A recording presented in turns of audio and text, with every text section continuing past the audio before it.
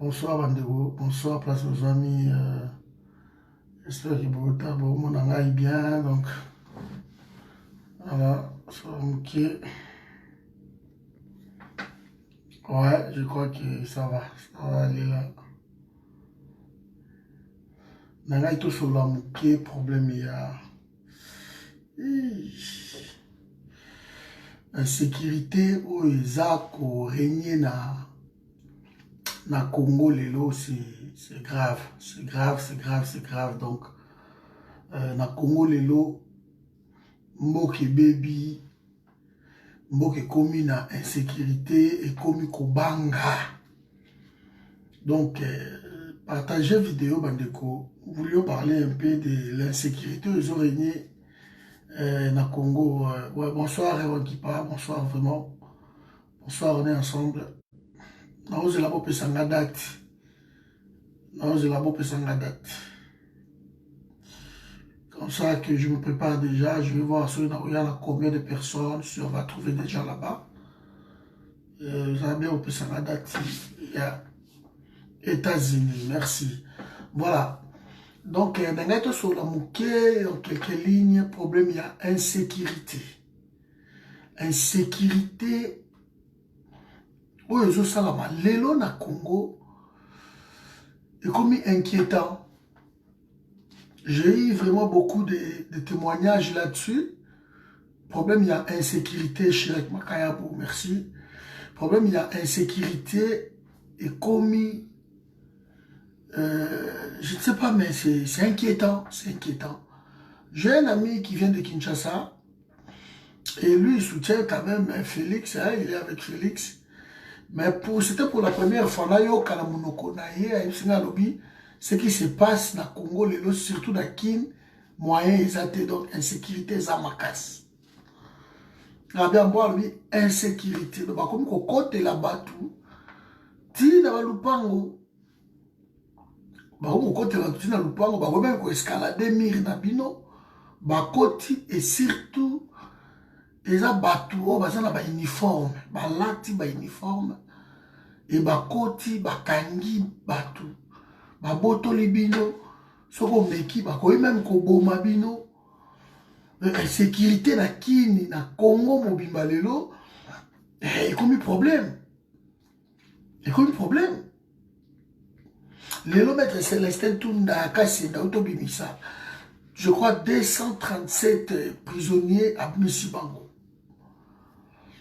Pour me dire tout. À Misibango. Et le coup la bimisi batouana, insertion ya batouana eza comment? Bato ba bimi na prison wana. Après bakosa la mort na pays nyoso tout. Réinsertion Bob. Et aux ndenge nini ange na ngai. Donc lelo bakomi ko boma bato na Kini.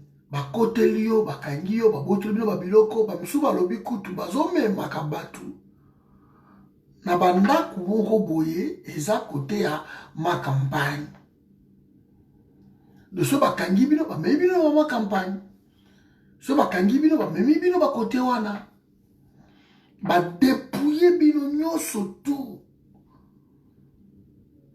Les hommes en uniforme,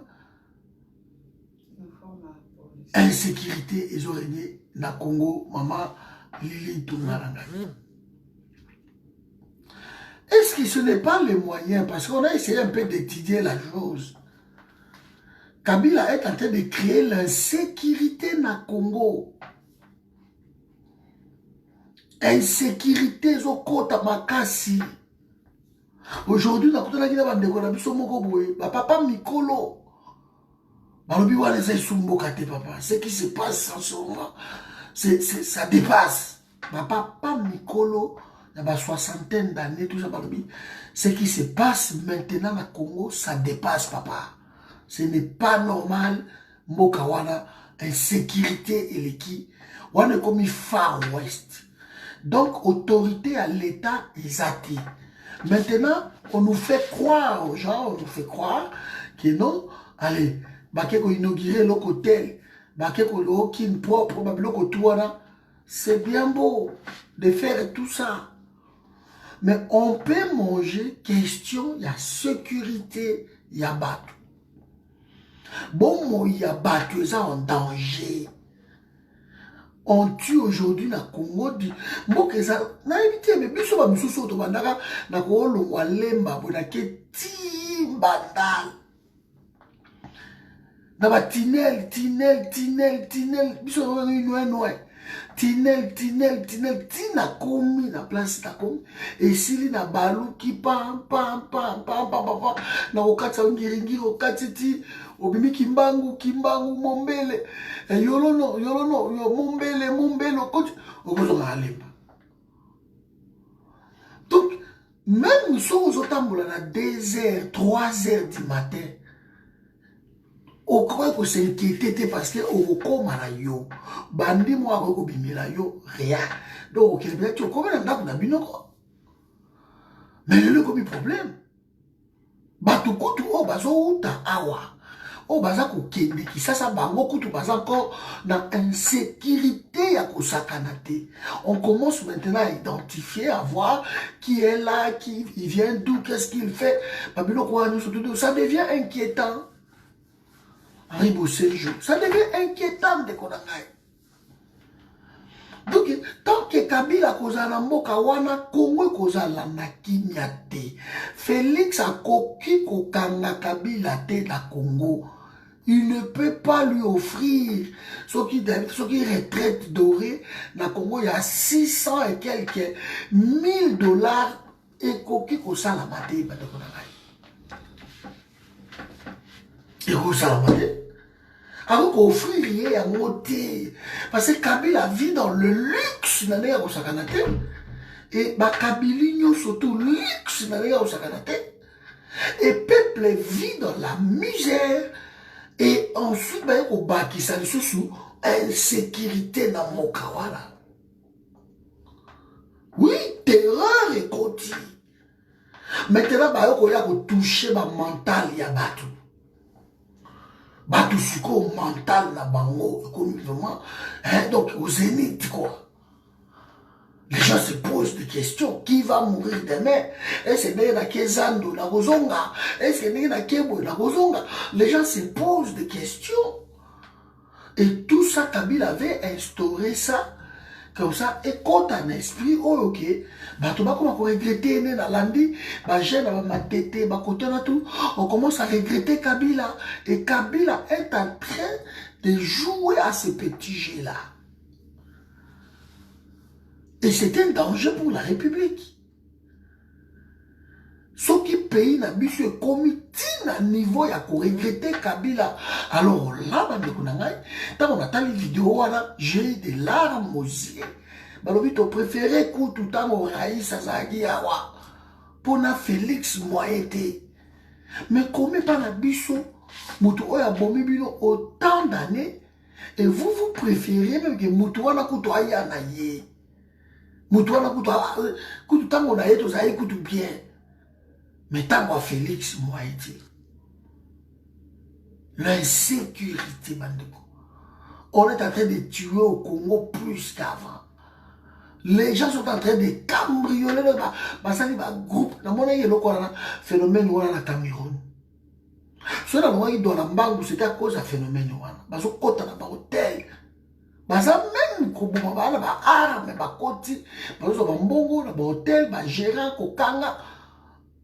Et na kama loka de komi na Congo. Et comme na mboka na biso to yeba ki ya kimia, motakova dans toute quiétude, da fayi na ye, a kotambola da ndenga lingi, de Félix ne maîtrise rien. Aujourd'hui, police ya pays, ok ko négocier et traiter pas à Kabila. Ok ko soit armé à pays, et c'est pas à Kabila. Aujourd'hui, justice ya pays, et c'est pas à Kabila. Ba de konangai.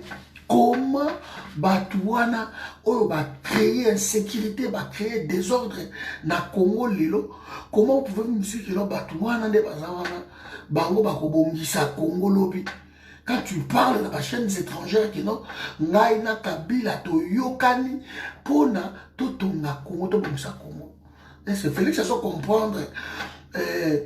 responsabilité oyo aza koendose yango. Est-ce que ça qu'on comprendre yango? Est-ce que Félix il comprend que non, dans le niveau où il y a commis wana boy, aza ko faire regretter Batu Kabila. Soki Batu ba ko regretter bourreau na bango, to komi ba en Égypte, ba en Israël, ba bimi juste la souffrance, ba komi na désert, ntoma ba pasteur bango na moni bango baza awa. Ba ko expliquer biso mieux. Ba komi na désert et ba préférer tozonga na biso kutu na Égypte. Bien sûr, bazali na captivité, na Égypte, na souffrance, travail à esclavagisme. Pour ça, héros yo lingite, mais héros ba imposer yo. Mais ces gens-là ont préféré bazonga na bango na Égypte. Ce qui se passe au Congo aujourd'hui. Incroyable, incroyable. Comment vous ne maîtrisez même pas la sécurité? Il y a pas citoyen. Les gens meurent au Congo, Lelo na Kisasa, on a un témoignage clair. Aujourd'hui, na Kin, Kanga. Côté là-bas, tu peux escalader même à Mir, na Balupango à Batu. Au Kole la Peka, Yomoko voisin à Zate, Mila Zate, et le Komoko Zate. Nous risquons d'avoir des mauvaises nouvelles dans ma micro-lésa Koya, parce que surtout, ma famille va dans le Congo. Le Kanambe est en train de créer l'insécurité dans le Congo, dans Nenya Moukete. Pays où on est un gouvernement, j'ai lu quelque part que la Kabylie est en train de créer des situations pour un pays comme ingouvernable. Comme ça, dans le peuple, il y a déjà Félix bien, Bango va avoir raison. Et pendant ce temps, le monsieur continue à voyager, continue à faire la bêtise, bloc à Mickey. Les gens croyaient que non, qu'on nous dira balabala, qu'on nous dira, je sais pas. Il fait tout. Le ministre, soit là, Félix est devenu omniprésent. Leur ministre, oh, bah, Jésus, bon, nous sommes là-bas. Et là, comme côté. L'insécurité, bas son plein. Aujourd'hui, maman Bibiche, na Congo, c'est très très dangereux. C'est très très dangereux pour l'avenir de notre pays. Le pays est en train de sombrer. Là maintenant, nous avançons vers le chaos. Nous avançons vers le chaos. Hein. Mais les gens ne comprennent pas. Nous avançons vers le chaos. Il faut qu'il y ait une sécurité comme la capitale. Niveau nous avançons vers le chaos. Na Congo Lelo. La biso comme na Congo, 18h, vous êtes sous le bandaté. Famille est comme inquiétée. Qu'est-ce que tu fais dehors? Tu fais quoi dehors? L'insécurité. C'est incroyable, le coup de ça. Ça, c'était ma première dossier, premier point. Deuxième point, il faut continuer à dénoncer les cas à l'Est de la République. Peut-être que tu vas comprendre danger Mingiti. Félix, dans les États-Unis, Félix a trouvé dans le fils que 5 minutes dans chaque vidéo, il faut comprendre les cas. Mundele avait décidé Bakabola Congo, Baokotsa Minduki, Bakosala Nyosotu, utiliser Rwandais, mais il se fait que Congo, moyen Kawanezate, parce que Batubaza tellement soudé. Biso toye bakate ke muluba mokongo muswahili mungala biso na Congo biloko nezate tuza ba congolais ba zaïrois et sikoyo mundele ndinga wana ba esko ko comprendre ba déclencher qui plan na bango ya ko exterminer est de la République si pas peut-être quelques congolais. Vous avez dans les années où les kaki et ça qui n'a pas activiste awa à José Bové, la France, pour ne citer que celui-là. Et babandaki ko lutter contre ba Monsanto, ba maïs wana ya OGM, organisme génétiquement modifié. Pour oleba sala masangu normal, bato balia, bango bake ko sala masangu, ba modifié yango ba tie ba engrais chimique, ba biloko wana tout et comme retomber ba biloko na bango wana epesi ba cancer, epesi ba maladie. Et na poto campagne salamaki ba Greenpeace banat campagne ya makasi pour ba lutter contre biloko wana et comme retombé et ay kobota ba bio. Lelo campagne ya bio na poto ba somple partout dans ba centre commercial, na ba nini tout ba boutique mi bio na bio. Les gens mangent le bio. Et biso et pas na biso lelo minele ba boy bio. Félix est allé voir dans le Bill Gates. Bill Gates, premier criminel dans le monde, si pas la RDC, c'est ce monsieur-là. Et Félix a dit au coup dans Bill Gates. Et qu'est-ce qu'il fait? Assigner naïe. Ils ont besoin de fouamiwana qui bat ça les îles chimiques. Na Bukavu, et la première d'Afrique pour l'agriculture. Je répète ici que le Congo n'a pas besoin des engrais chimiques pour biloko ibota. Tout ça n'a pas besoin. Tout ça n'a besoin d'engrais chimiques pour biloko na biso ibota. Et comme biloko batobalia. Tokoli ndengeni biso. Tokoli na engrais chimiques. Tokoli na bandunda mine lokolo na même na simanda kuna yo ndunda wana ya minene ekobota bolie ekobota matembele bafumbwa wana bofumbwa kitoko na Kongo mba ezaka fumbwa mbandaka ebota baka kote kaka ya aéroport mbandaka fumbwa ya grave maman na Gabriela et sikoyo biloko wana ebotama naturellement parce que nous avons 80% des terres arables. Dieu nous a donné cette terre-là, fertilité, ça, na ndenga muketi. Congo, ba mabele, oh, basali ba mélange. Basali mélange ya ciment. On appelle bobu, na likolo pe na ciment, na ba nzete eboti. Congo wapi. Makadam ekoyi kofungwa mabopan o par mégard de masango ekoya kilo somoko bekoya ki boko koya bobu eboti na sima mikolo toza na besoin d'engrais chimiques te Félix toza na besoin na ngote pour eya kokodisa zo biloko ni tokolia l'autosuffisance alimentaire ne viendra pas par ba OGM. Minele bango moko ba boya yango ba komi ba bio. Et là koni yo memeli biso yango kuna en Afrique. On memeli biso na Congo pourquoi? On n'en a pas besoin. Bazo ya kotia ba produit na bango peu comme ça ba femme stérile. Mibali pareil la stérilité na Congo. Et minele ba bosa na kate bandiko na ngai.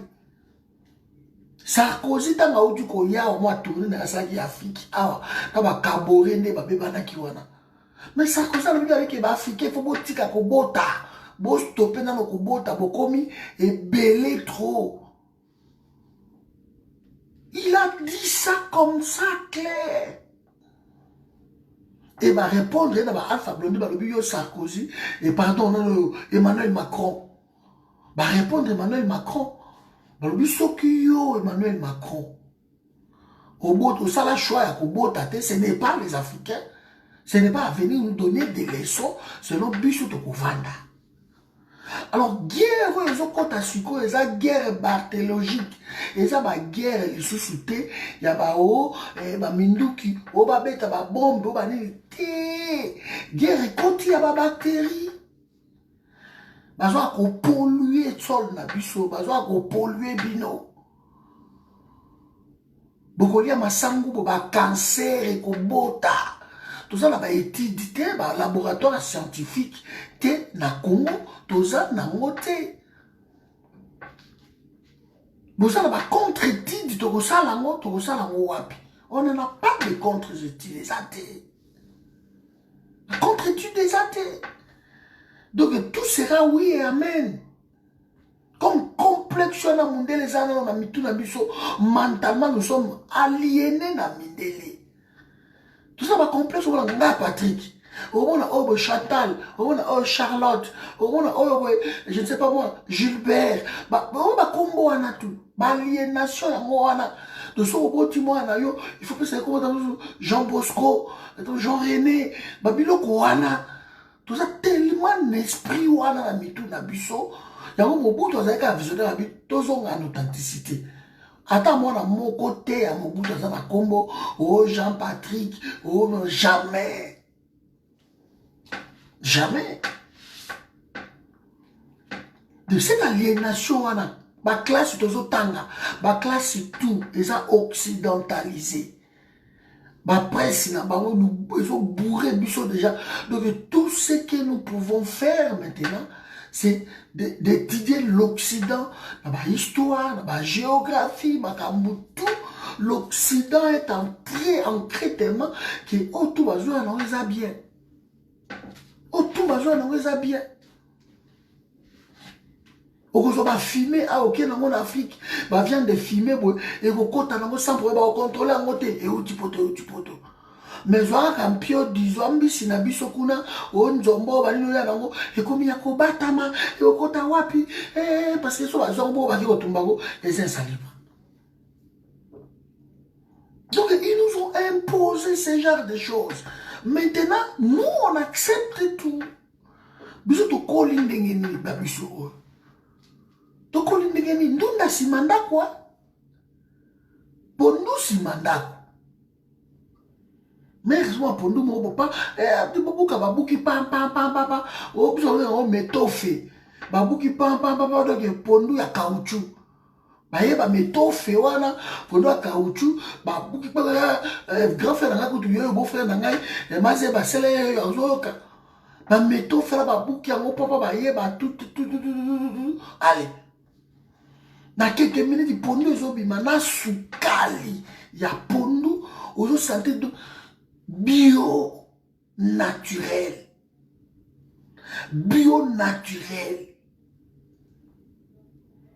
Mais vous prenez de telles initiatives, bozui yango bokei kuna na Kivu. Boni ko créer les bisonines.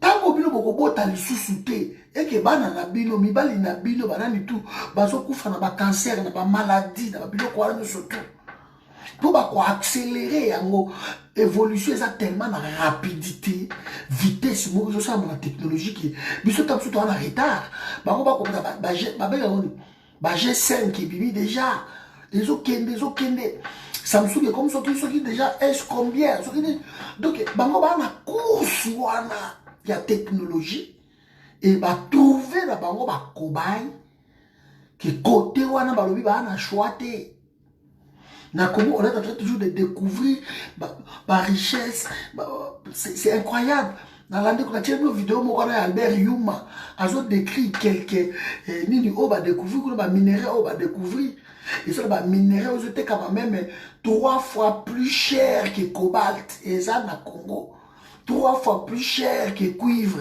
et ça na Congo. Ba fusée wana boza ba minéraux so kaka na Congo. Ba l'opium noir. Mais ils ont besoin de ça. Alors ils sont prêts à tout.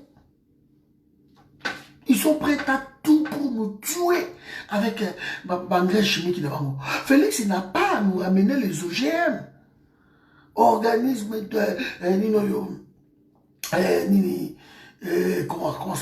organisme génétiquement modifié. Ah, bah, boy, yango, ah, comment bio. Bio n'est pas un poteau, on relève un bio, à côté de bio, à l'équipe bio, poteau, bienvenue, Bambale. Mais chez nous, qu'est-ce qui se passe? On nous ramène que non, ballon, vous allez mettre les engrais chimiques où? La terre fertile, on a appelé ça biso. Nous devons dénoncer Bandeko. Izini wana Félix Batongi kuna na Bukavu il faut batumba izini wana. Bato ya este, bato tout ba congolais. Place bakoya ko tia ba bilanga na bango wana. Il faut que ça ne ba José Bové ba sala ki na France awa. Ko kota ko sakaje yango ko tumba yango. Na bandaki le démarche ko luka José Bové. Na bandaki ko luka ba contact na ye. Na cause ba contact ya bato wana. Je vais leur écrire qu'il y a maintenant les poisons en Afrique. Et bah écoutez la mission ici dans Mounene sous prétexte que non ici na Gaillard. Il y a un engrais chimique, ici na Gaillard pour l'agronomie, ici na Gaillard pour la recherche. Et en Afrique. On veut venir nous tuer maintenant. Côté bah arme, bah et qui aussi bah insulter, qui va conquérir côté. Non. Maintenant bah ko bombe la population na Bangoana et les Congolais vont souffrir parce que bah côté la bino ya ngona bah vaccin.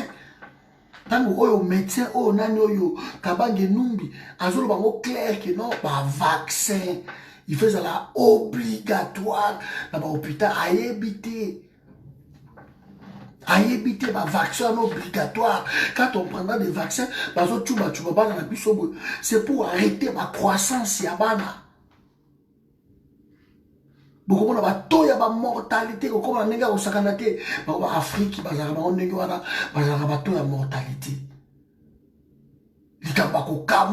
Comment tu peux nous amener ce genre de choses aujourd'hui? Toi, on a besoin de noter. Ma belle, la fertilité. Le vaccin là vont nous tuer. Les engrais chimiques là vont tuer les enfants, vont tuer nos femmes. Les femmes seront stériles. La stérilité zoya na Congo, ba cancer zoya, ba maladie belé, ba injecté. Posez-vous la question Ebola. Tango yaki wana ba pays belé ba cette expérience, ba pays wana tout ba Guinée, ba Ghana, ba Ebola sili et pas na biso ba maintenir ka Ebola. Ebola ya Congo ici la kakate ba biso ba centre ma ba biso jusqu'à ce que ngana kanisa ke na Beni na Butembo, na kanisa ke bato tout ba ko vider. Moi, je croyais à ça. Je croyais à ça. Je croyais à ça. Parce que na Beni na Butembo, na kanda ba élection ba kende ko panza ba centre wana nyo surtout. Na si bolanda ki yango. Ba lobi ke boleza te awa. Bozo ke la bisone ba prétexte na bino para ba fa commencer la na e boleza te. Ba etsai ba ndenge wana. Et moi, j'ai regardé. Dans le cas qui n'a aucun reportage que non, bateau va gagner qu'au panza, ba centre Ebola, bateau Ebola, tout va pas contaminé. Rien du tout. Les gens ne sont pas contaminés. Il n'y a pas Ebola. Ebola, nous sommes pas unité. Ebola, nous sommes pas quantité. Ils sont pas na bangoté. Ebola, ils sont pas pauvres. Bateau a pas vaccin. Kagame a financé. Ba vaccin ça koya, ba vaccin avec Ebola wana, ba ça ko toba, ba ça ko tuba, ba ça ko tuba. Malade des aussi la tête, jusqu'à ce que les docteurs viennent de découvrir Ebola. Ah bien, ils ont boto aussi lisango, ba tester on va dire que ça vrai, anga si c'est Ebola, les ba récupérer, o yaka koto yo tout peut so ba pris, dans mon d'ailleurs tout peut se pris dans Japon, ba pesi ebo, ba laboratoire pharmaceutique là ba obomaye. Le coup, la PIB protégé à la batouté. Bon, un docteur, bon, on a une crise cardiaque. Oh, ça la kinde, oh, a kende kibo, a kende kibo. Non. C'est ça. Et bon, les Arana Rwanda, t'es comme Arana Rwanda, t'es. Alors que les Rwandais, chaque jour, bazo traverser, voilà la Giseni, voilà la Ruzizi, au Mona. Chaque jour, bah Rwanda bazo katisa, bazo kende, bah Congolais bazo katisa, bazo kende, donc guerre beaucoup bah élection bactériologique, n'amener comme si les sabatou, n'amener comme si les sabatou. Nous ne pouvons pas continuer. Il faut tout dénoncer en Oliva de survie à pays na biso. Na pays na biso, tous un problème sérieux. Félix est en train de signer n'importe comment, n'importe où, comme il n'est pas entouré par Batomayele. Et c'est IDP, c'est ça, la Batomayele. IDP, c'est ça, la Batomayele, va vendre, va raisonner. IDP, c'est qu'on quitte à un niveau, il y a Augustin Kabouya. Moi, je vois le vieux Étienne. Avant de penser Augustin Kabouya, secrétaire général, il y a UDPS, avec toutes sortes de médiocrités. Aux garçons, je pose des questions. Même Kaboundi, au soit comment dit secrétaire général, les gens qui ont influence à Moïse Katumbi. Les gens ont influence à Moïse Katumbi. Viti ce qu'il dit. Je suis l'IDP, si Batomayele les basaté. Batomayele va accompagner Félix, même dans la nomination, on a basaté. Est en train de signer n'importe comment, est en train de signer n'importe où, comme ça va Koboma Batu.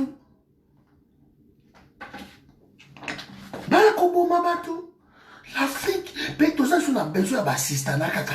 Il faut que bango ba sanganaka pour ba lukila biso ba vaccin. Il faut que bango ba sanganaka pour ba lukila biso ba solution ba maladie na biso. Ce sont des maladies tropicales. Il faut biso moto soigner yango. Nos aïeux ils vivaient comment, ils se soignaient comment? On se soignait comment? Ce sont des maladies tropicales. Alors, ce que le docteur a trouvé Artemisia, a trouvé parce que le paludisme, et quand ça a tellement bon dans le laboratoire, wana na ndenge à moukete.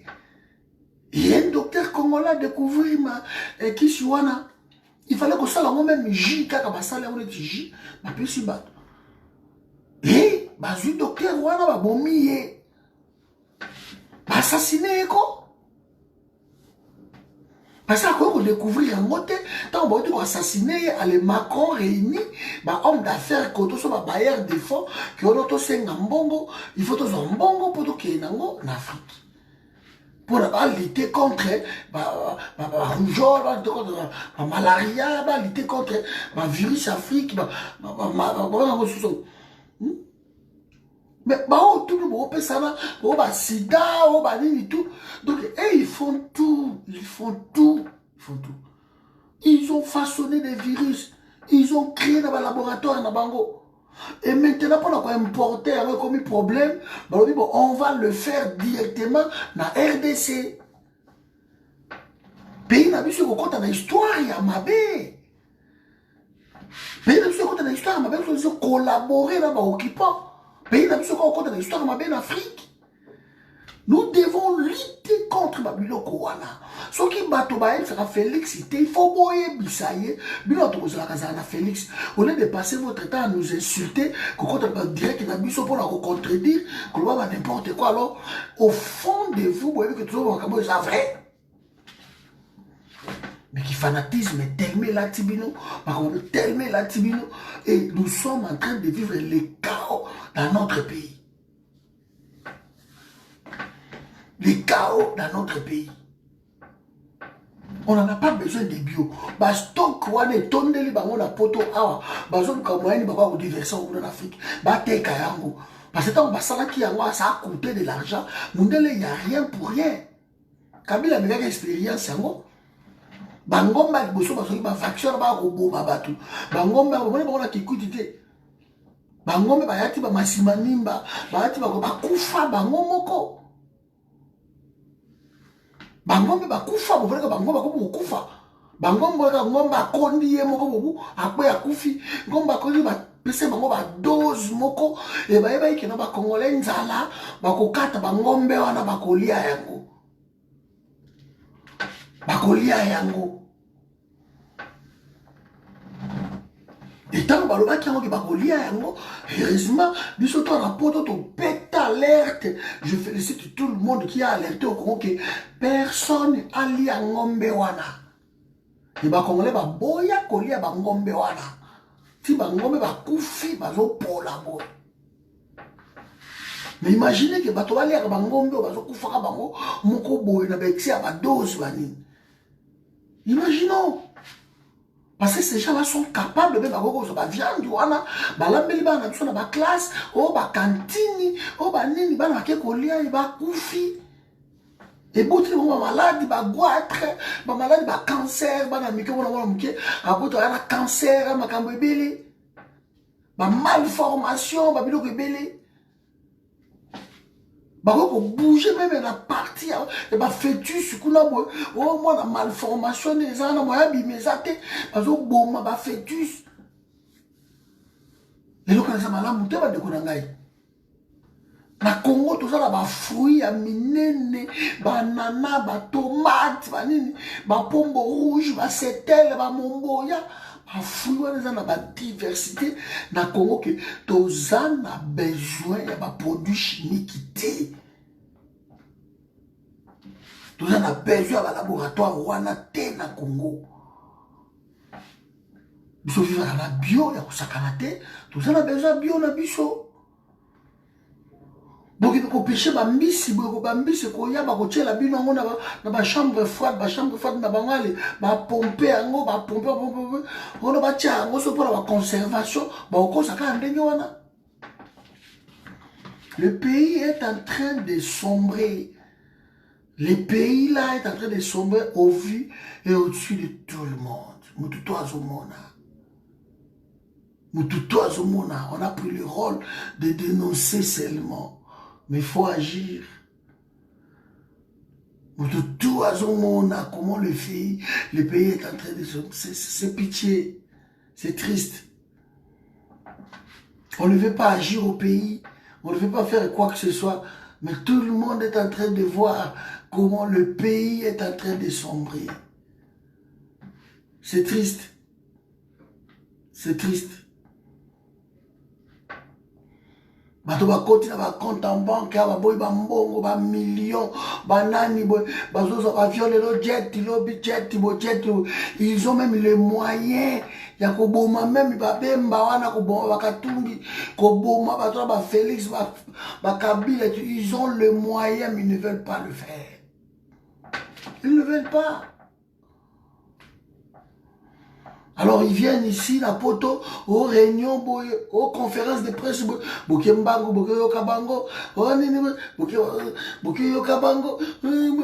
ils vont nous raconter quoi? Parce que le complot mondial est au monango. Les jours où Batouar Bakoya Bobu a quitté Tobemba qui peut Ndiaka, Batouba Boy Kokende. Vous comprenez, mais qui c'est des Congolais? Des Congolais moyens, Katoum Bakoya Bakolanda et lobby. En plus, ça va envelopper 1500, 1000 euros, ils vont prendre. Ils vont prendre. L'argent est passé avant le pays. Et ça, c'est triste. Ça, c'est vraiment triste. Parce que l'argent est passé avant le pays. Avant le pays. L'amour de l'argent est passé avant l'amour du pays. Je ne sais pas moi. Je ne côté on a attaqué côté kuna batindela kinga ota parce que moi 1000 c'est moi 2000 parce que moi et les gens ne parlent pas sous prétexte que non mais les a ou azam kondu la biso bato va se ranger derrière ba leader derrière ba bosani pays bato va qui derrière ba leader ils ont oublié le pays là ba matungulu bango ba kei. Alors les gens qui se sont rangés derrière Matungulu, Balandi Matungulu, Babé Aloka Komina Bat, Togolia bien, Togozala bien, beaucoup, Balandi. C'est toujours comme ça. Tant que Moussa Nyamoussa Kende qui a beaucoup, Balanda qui Moussa Nyamoussa. Les gens font des allers-retours, comme ça. Le pays est en train de mourir. Allez, de l'autre côté, la guerre est ouverte pour la base qui va être le porte-parole. Il y a opposition. Mais dans quel pouvoir? Dans quel pouvoir, Xavier? Dans quel pouvoir? Dans quel pouvoir? Vous ne reconnaissez pas Félix comme étant votre président, mais vous voulez être son porte-parole et opposition. Donc, on souffle les chauds et les froids. Et à un moment donné, on entend là-bas en politique, je rigole. Hein? Bazan impatience, Mogo ya Osakanate. Félix n'a même pas une année. ils n'arrivent pas à les combattre. Na Gabon, kuna Jean-Ping a réussi. Alors, il faut rejoindre Yete Ali Bongo. Si à cause de ça, groupe de Basala qui kuna, il y a opposition à Bazo tenir bon. Bazo tenir bon. Mais pas na biso, tourisme même pas dans 3 mois déjà. Bato va comment déjà au Kima. Bah comment déjà qu'on bouger. Bah on est déjà qu'on bouger. Des politiciens. Oh Jean-Claude Mvouemba, agoya awa, Jean-Claude Mvouemba la conférence de presse, on va congolais maquillé. On va aller écouter Jean-Claude Mvouemba. C'est n'importe peuple à Moutouandé. Impossible de sanctionner ces gens-là. C'est impossible. C'est impossible. Il faut tout le balamino, parce qu'on ne comprend pas. Vous voyez vous-même comment ces gens-là sont en train de se servir de la République. Nous voyons cela. Un parti politique, on a 800 partis politiques. Je viens de me rendre compte. Et il y a 800 partis politiques dans le Congo. 800. Dans les pays qui ont payé, nous avons autant de partis politiques dans la planète. Je ne sais pas. 800 partis politiques. Tout ça pourquoi? Nous avons qui doivent payer ça dans la futilité toujours. 800 partis politiques. Tout le monde a un parti mallette. Un parti mallette. Donc, à la bureauté, bureau est en akunaye, na moi valise naye, mallette naye, wana boy, mikanda tu ya parti naye, ba agrément, ba kambotu, ya parti naye, asa nango wana. Asa nango wana boy, et attendre la kanango partout, et ba comment ça ba chantage, oh non, dynamique opposition, ba go tu ba koti. Dossier, ce sont des partis politiques. On réunit quelques gens médiocres. On prend, je ne sais pas moi, ils utilisent les images. Comme ça. 800 partis politiques. ONG, n'en parlons même pas. ONG. Ce qu'on a commis, l'association, Fati Beto, Fati Bou, Fati Bilamba, Fati Matoy, Fati, je ne sais pas. Et commis tellement de battre record sur tous les plans. Toujours ce qui ne marche pas, biso to lingiango, machaka, to lingalangoti.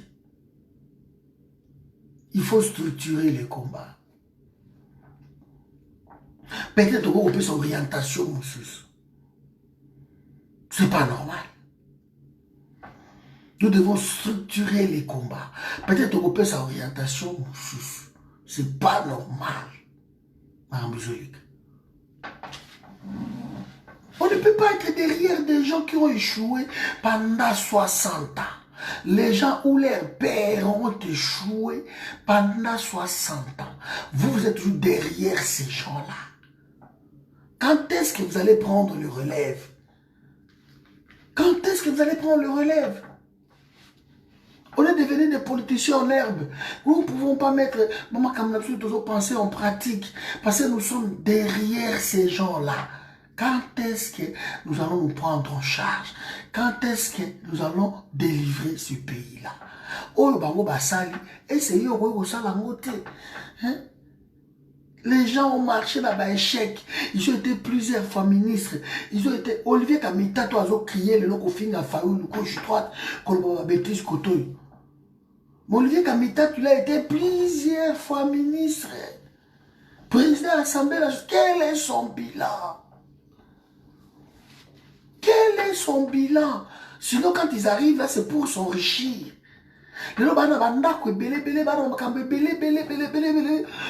on excelle dans des bêtises. Au peut on candidater ndeni. Au peut on sanctionner ba tout ndeni. Ba ko ba bon mata rwandais, te ba to ba ko mata rwandais. Mais pourquoi on mata rwandais na sa ni monsieur ça tela o ka ni na. Alors monsieur c'est lo ko tenza mbeka. Niveau ya inconscience na mona nante. Je n'ai jamais vu un peuple comme ça. Bruxelles Airlines, si vous avez dit que tout matangote parce que c'est le Congo là qui a kilo qu'on a Congo, bon que nous avons kilo tant de balongoli, on soit 25 ou 23 kilos. On a demandé aux gens de boycotter. Au peuple va boycotter des bonigés. Hein? Mais c'est que dans Cameroun, si on a un mot pour Azar, tout ça, on a un peu kini bu aye oye on a ina Rwanda nakataki Braza na zui Rwanda na ye mama nanga okomata Rwanda te on a ça nini ya okam déjà là qui et puis ba o musale za ki cher Rwanda za ki cher na mais zo billet à cher parce que Rwanda il faut que ya faillite. Tant que les Congolais, Rwanda est un marché à Mouké. Je crois entre 16 millions d'habitants seulement. Mais Bichot a presque 100 millions d'habitants. Les Rwanda visent toujours la RDC. Ils visent toujours la RDC. Tant que la libre circulation, ils visent la RDC. Et ça marché à 100 millions d'habitants. Et ça blague. Tant que Rwanda va produire 1600 smartphones par jour. 1600 smartphones par jour, j'ai dit. Bah, on est dans dans 10 jours, combien? 1 600 000 smartphones. Dans 10 jours. Ce qu'on a un mois, bah, on produit combien? Plus de 4 millions et quelques smartphones. Bango baza combien? 16 millions, je crois. Ce qui dans un mois va reproduire 4 millions 200, 4 millions 400 smartphones. Dans un mois. Ce qui dans une année va reproduire combien? Voilà pourquoi quand même vous voulez, on va ça la libre circulation, bamlani baboy. Égypte, na Nigeria, balobi, non. La façon dont tu es en train de te comporter dans la RDC, ce n'est pas digne d'un fils du pays, de l'Afrique. Mais biso il faut que tu sois à côté de la biso. Biso rien, présent na biso ba signer. Benga me bande kono ils sont boycotter le côté pour bato ba lingiti. Les gens veulent toujours souffrir.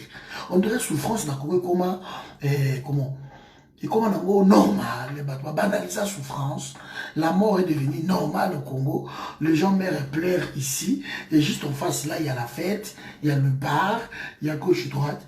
Donc on a banalisé tout. Maintenant qu'on a banalisé tout, et nous voulons toujours que les étrangers viennent pleurer pour nous, pleurer à notre place. C'est ça. Nous marchons dans l'inconscience, c'est inquiétant. Généralisé, malheureusement. Malheureusement, c'est quelque chose de généralisé. Quand on signale ici qu'il faut dénoncer ce qui se passe à l'Est, parce que maintenant, bah, bisonde bien, n'a pas bactéries et bakoboma bien, bakotia, ba poison, bakotia, bakotia biloko wana. Et vous allez voir. Les gens vont mourir. Les gens vont mourir. C'est malheureux. Il faut booster peuple wana le loko mususu. Le pied au cul. Expression. Il faut les booster autrement. Il faut booster bango autrement. C'est pas possible. C'est pas possible. Parce que là, ça devient gênant même de parler de ça. Au peuple, tant que c'est pas ton kata même, bah ouais, ça n'y a pas de na kisasa. Tu sais que groupe moko a leader. Tout sur la Skype. Hein, bon, on a Skype, on a Skype. Tout sur la Skype, réunion mondiale. Na papa bamoyo soki fourmi rouge bango le loba pas Félix mais nenga zala ko loba ko cha makelele ukondi bateke le vaso défendre Félix. J'ai proposé un truc simple d'avis non le col là ba élection zo oumela zo poussana na 2016 et que Kabila a prolongé yango to cha souffrance na ki oh souffrance dans la vie on n'en voit plus rien. Tout relais d'information, tout le 17 milliards. La diaspora chaque année. C'est plus. Parce que si on comptait la maison, la bichon, la mer, ou les cadres, on envoie beaucoup d'argent par an. On avait connaissé juste le 3 mois de ne rien envoyer dans Congo Mobimba. Pendant 3 mois. Et que tant que le peuple on a souffrir. Mais qu'est-ce qui se passe parce que Bino, vous gardez Kabila, Mende, alors Bango va lier sa Bino. Sauf que tout ça là, quand Yango, dès l'autre sur Kabila la Congo. Quand il y a un groupe, on va te les ah, quand on dit que ma mère, ma femme, ma femme, non, je ne sais pas tout va ser,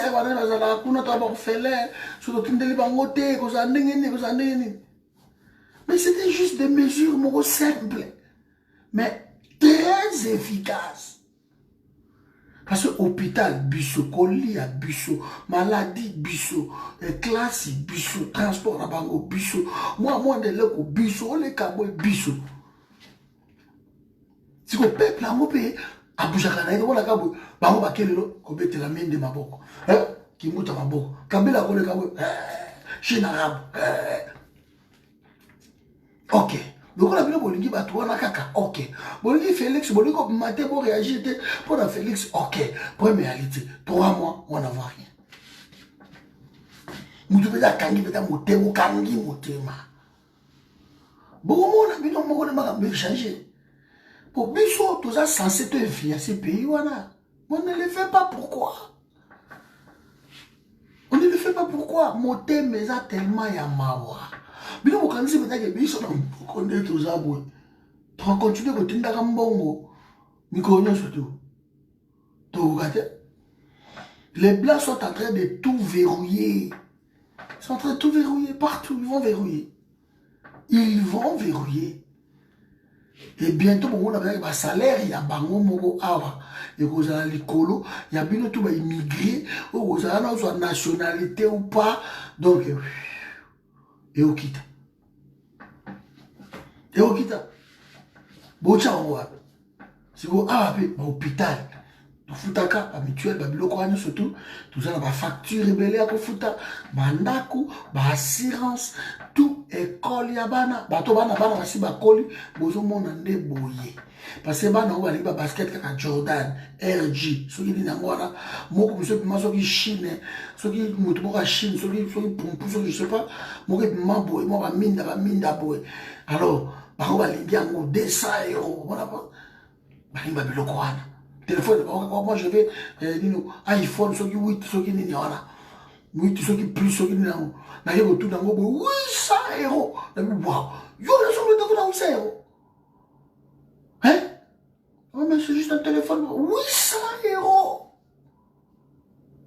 Alors, Kébé, au sommet du téléphone. Si vous avez tout ça, dépense pour la barre là-dessus, quand vous avez belé dans le Congo, vous avez tout beau temps de couloir.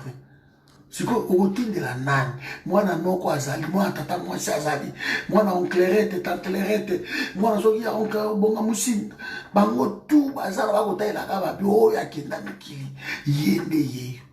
Mbongo soki côté silimba moko poueke.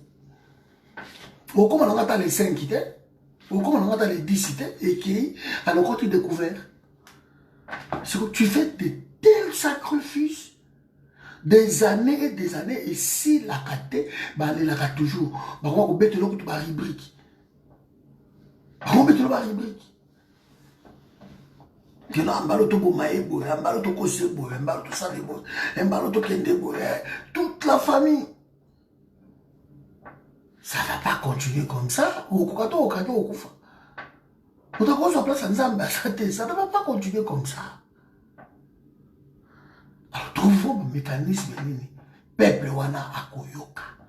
Kitolobi na yetobi, to tumba, izini wana, bo tumba babilanga na baloni, bakoti pe na butu, ba asperger, essence parti la ngamba ba tumbi yango. Et ba yotolingi, ba dépôt pharmaceutique ya ko déposer ba poison na bango et pas la bisouti. On peut les faire, il n'y a pas de fatalité. Soyons juste, le coup la bisou, tout ça, un peu responsable. Trouvons les moyens d'être responsables aussi. Vis-à-vis à ces gens-là. Ces gens qui entendent que nous. Si nous ne sommes pas responsables, ce n'est pas la peine.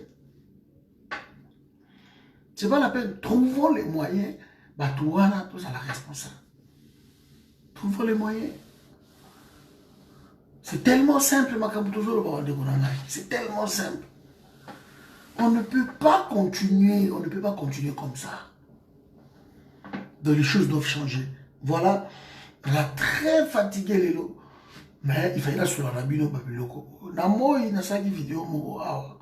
Je vous avais dit, je ne veux pas que les gens me tiennent rigueur. Je ne veux pas vraiment. Inbox.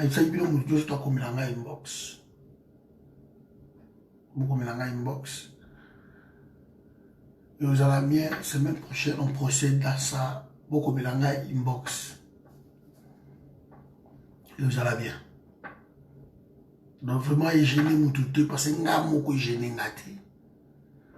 Nga moko ndé na taki na commentaire na mo ndé ko la ko to za banque ya batuti. Donc voilà, to la va mbo ko tuti simbati. Donc je vais récupérer ma solo na ye, vous allez bien. Mais bon récupérer ngo bon bien pas na bino. Et vous allez bien. Quand nous serons prêts. Tout ça, première idée. Comme nous ne sommes pas encore prêts, ce n'est pas la peine de promettre les autres. Parce que quand on dit, il faut ça, ma camoula qui, toquez des bois. Et la zone bango, bon comprendre pourquoi la zone bango, kobombana. Tout ça, la boy cordon, il faut toquer des bois, vraiment, il faut booster combat, il faut tout ça là-bas. Ok, bon. Cordon, tout s'engager, pas, tout le qui bat, tout, goût, ingeta. Boni bino, bien. Negeni, bien. Ok. Bon, bien, tout le monde, tout ça, va solo, bani. Comme il est coucouma, non, ngai boy, ngai classe, ngai, tatindaki boy, ngai. Si tout le monde trouvait des raisons, l'église est causée à la tête d'image. Ce qui m'a dit, pasteur n'a pas été à l'hôpital. L'homme n'a pas été à l'hôpital, moi, il n'a pas été. Monsieur pasteur n'a pas été à la fête. Moi, il n'a pas été. Monsieur pas été. Pasteur n'a pas été fatigué. Monsieur n'a pas été. Si tout le monde donnait une raison, Dieu seul sait que nous en avons des raisons. Dimanche, on a l'église, vous avez été. Pasteur a eu beaucoup de monde à l'église est athée. Parce que tout le monde a une raison. Tout le monde a la préoccupation. Tout le monde a la campagne. Mais j'ai toujours dit, traitons des priorités. Des priorités d'abord. Moi, mon pays les a priorités. En tout cas, ça c'est pour moi. Après, il y a d'autres priorités. Mais dans le cas où on a décollé, de trouver moi et l'eau comme Mogobo de Vidosal. Compromis Mogobo na ina sa na bango. Et aussi Mbakuto, ça coûte un bon belé collègue au bon budget. Mais ça prendra juste un peu moins de temps, les choses. On n'a pas le choix. Je vais le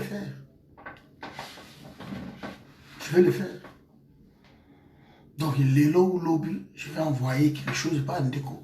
À mon ma solo, à qui on a tout solo, les assistés. Il faut procéder comme ça, donc il va sacrifier ça va genre wana. Parce que les gens disent que non, biso to yoka cordon, to temi to yoki na biso. Toyoki, to lobby, to critiquer, toke. Mais côté wana mususu, on ne touche pas. Ce n'est pas grave, moi ça ne me dérange pas. Or, que toute solution, on a proposé de décoller. Ce qui est bon, on est comme qui, et que, nini. Tu mets dans ce procédé, tu as la même solution. Bon, au lieu de aller, bah ça les maçons.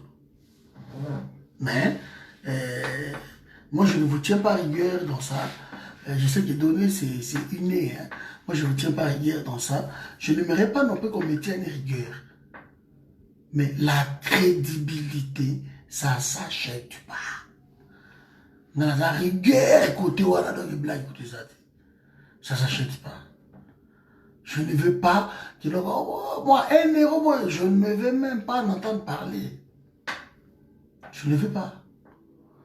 Sur ces Batoumi qui va sortir dans la même vidéo, c'est important de faire dans le bango. Na la tchaka vidéo na YouTube. Na tchaka vidéo te na YouTube. Na salle sur oh, ça le gros ataba 1600 à 700e vidéo. Mais ma vidéo tout le monde na YouTube. Ils ont un groupe oyo ba tchaka ba vidéo na bango wana. Ba musu ba jela mbongo soit disant. Nazali bande ko misusu avant pendant que tout na ngai. So cordon de mettre une vidéo na yo na YouTube tout ça la nini. Celui moi ba frère to ba lo futa yo ba ni. Na ça ba on a lobby non, je ne vais pas vous futa mbongo et ça pour la information pour l'intérêt à pays.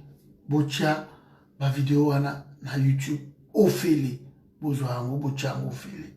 Bango bazo bénéficier makamna bango les avoir publicité ba nini. Ce n'est pas grave. Mais Bachango au fait. Au fait. Quand ma mère est morte ici, ma grand-mère, pardon, il y a un parmi eux, à Bénin avec cordon, ma vidéo n'a eu code c'est la rabie solar. Tout le monde a moi Mickey la bichou. Le qu'on appelle mère à Koufi, bien qu'on a tout de bon côté, n'a atteint de contribution, il y a 100 euros. Na loba on peut la vidéo boyo kaka on a kende na 100 euros wana et ça là ika bien na chiffre lelo oyo na jui ndeko na ngai Congo Flash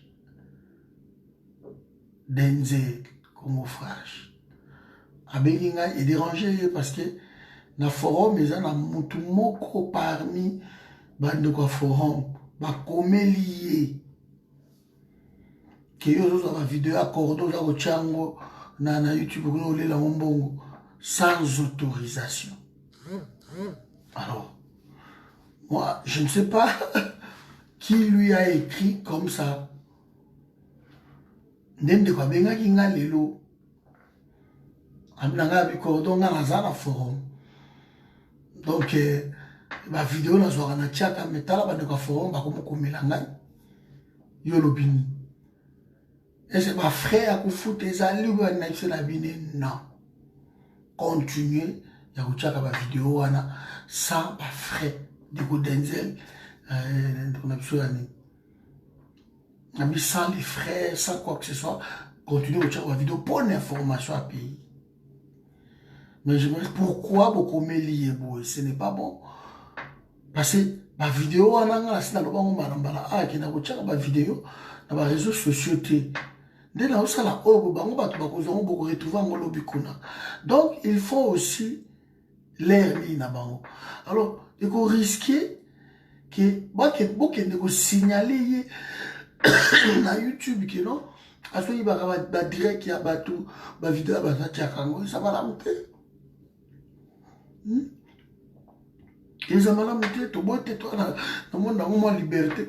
Mais il faut qu'on mêle même tout n'attend ngai bongo so nga na pesa ka autorisation botika bango ba sa musala wana botika bango ba publier tant ba otchon ba YouTube ba tuso ba otalango na ba Instagram na ba nini beaucoup de gens les regardent et pour nous c'est une bonne chose parce que le peuple a besoin éveillé partout na ba réseaux sociaux, nous surtout. De botika bon batiango gratuitement bien sûr. De ba kopesa biso loko mon côté, ba kotia ba vidéo wana pour na information elika. S'il vous plaît. Botika de Congo Flash Kimia de Denzel Washington je crois. Botika Kimia to souvenir lelo mingi et na expliquer ndenge wana abenga kinatona zaï na Paris. Là, on a côté Belgique, à 20h, et de soulever longtemps dans déco. Donc, Boti Kaye, Asa Msala, Oyo, Azosala, ça important, s'il vous plaît. Assez Nabino, Boti Kaye, Nabiso, Asa Msala, Osala est bien. Soyez bien. Pardon, soyez pas allé à Mombongo. Pour me aller à Limbongo Forum, il n'y a pas de problème. Mon accord il n'y a pas de problème. Donc, par contre, tous en a besoin, je crois, tous en a besoin, il y a trésorière, la caissière, beaucoup, bateau, aussi, bon à forum, parce qu'il faut au banda cotisation mensuelle. Il y a beaucoup de denzel à lobby, cotisation mensuelle. Ouais, abalocha la bon naie mensuel lik. Donc tout ça a besoin à mutumoko. Maman o bazala ki ba trésorière, bango wana kameri a récupérer bango. Bako wa maman kameri. Mikolo kutu na kamwe ba bonjour ezongi, na moni kutu ba misusu ba kome ko benga nga même. Mais na ozo bango na téléphone te. Bako même ko benga ngai. Mais na ozo bango même pas na téléphone. Vraiment. Merci Yaya José. Donc, bazo na même moi vous avez exact. Si quoi tout ça na déjà batu ba remplacer ba maman wana. Bon biso si quoi peut te désigner à batu on veut que les gens basent là compétents. De ce qu'on montre vraiment que yo on va garder mbongo ya forum cotisation mensuelle mais quand on commet la inbox. Quand hésiter nous on te fera confiance. Bato wana kotiaka mbongo ya José Fataki chaque mois. Ya José atiaki mbongo na ye. Vidéo ya moi alobi cordon zo mbongo wana tia yango na cotisation mensuelle. Ouais, merci grand frère Langai. Voilà, donc dans la besoin d'abino inbox, ce qu'on montre vraiment que non, tu peux le faire. Comme Langai inbox. Ok, tout ça, on a besoin de remplacer ma maman wana. Trésorière, chargée à protocole, on a besoin de chargé à cuisine, à restauration, puis à qui. On a réunion de la sala, on a protocole, on a qui, on a tout, caméra, on a c'est que tout ça, on a besoin de garder mbongo. Tout ça, il faut quelqu'un. Tu n'es pas obligé. Il faut ça là. Le cause de ta forme, ça wapi. Osa la wap, tout ça le confiance. Biso tout ça le confiance. Comme là dans inbox que cordon c'est bon. Moi je crois que n'a regardé bon à forme. C'est bon. Tu aussi gérer au awa. C'est bon. Tout qui moyen il numéro compte pesami awa. Et bah tout beaucoup de choses bongo. Il y a forum mensuel. Les autres qui ndekuna. Ouais ça soit un mécanisme ni tout ça là. Qu'est-ce qu'il faut faire? Et bah, il y a 2 personnes, 3 personnes, je ne sais pas. Et comment? Je ne vais pas, moi, m'engager là. Mambo, on a eu au contacté. Je sais bien, on a eu au contacté. Mambo, je ne vais pas. Donc, bango, batou, regardez Mbongo. Alors, c'est bon. Merci, Nabino, vraiment. Donc, je crois, je m'arrête là. Dans les Labino, ou à mon avis aussi, Mbongo, à forum, moi, et vous allez bien. Et bino tout, boyebi masolo o eleka kina bino nazana 1200 non 1120 €. Et ça awa. Donc yo mutu komelanga inbox nasala rembourser maison et pas na yo au bombango na compte na yo. Et vous allez bien à partir de la semaine prochaine nous va combo ya batunyo surtout wana comme ça tout yango et bambongo na bino nazongi sango et vous allez important aya ko tenir rigueur te ya Joseph Fataki merci aya Joseph Fataki albaki ya ye ekende na cotisation mensuelle je crois maman Gita aussi donc voilà voilà alors vraiment et vous allez mettre tout ça lango na tibino awa makambo na lobby c'est très important na ngite makambo ya bobuma makambo wana na sala ki vidéo moko spécial na moi pour ça. Voilà, maintenant déjà, hein, toujours le carton bon en novembre, tout coutana, tout qu'est-ce qu'il faut faire pour nous structurer combat na biso. Voilà, ça va pas pour la bino et puis tout coutani lobby donc on est ensemble quand on a un bon début à week-end, une bonne soirée, madame bébé donc on est ensemble. Bande aux États-Unis na la bino, na moni aux papa na ngaya vraiment merci. Puis ça a déjà date au Nini Togoya parce qu'il faut préparer les choses à l'avance. Puis ça a date au Togoya et vous allez bien pour la conférence sur Anakuna na Charlottesville na Caroline du Nord je crois ouais. Et vous allez bien. Le 9 vous allez à Londres. Le 9 nous allons à Londres. De nous comme déjà à Londres je crois les 7 nous allons à Londres. Le 9. Le 19, nous avons la conférence Moko et vous allez dîner Moko à conférence, ils sont à Bruxelles, na Martin Fayulu. Nous allons avoir déjà invitation à dîner dans un endroit. Je crois peut-être que je vais intervenir. Donc voilà, programme Yamouana. Donc le 9 au novembre, nous allons à Londres. Pendant à Londres, donc, tout à Rabino, nous allons à on commence déjà par les sites. Après, le 19, dîner on a à Bruxelles. Et après, dîner on a à Bruxelles. De tout côté, à la fin de l'année, on a travaillé avec les États-Unis, les Babengi, voilà le programme Yangoana. Si on a 2 dates déjà, et ça, et les dates aux États-Unis pour la confirmer. Il y a un coordonnateur aux États-Unis à l'Émagère.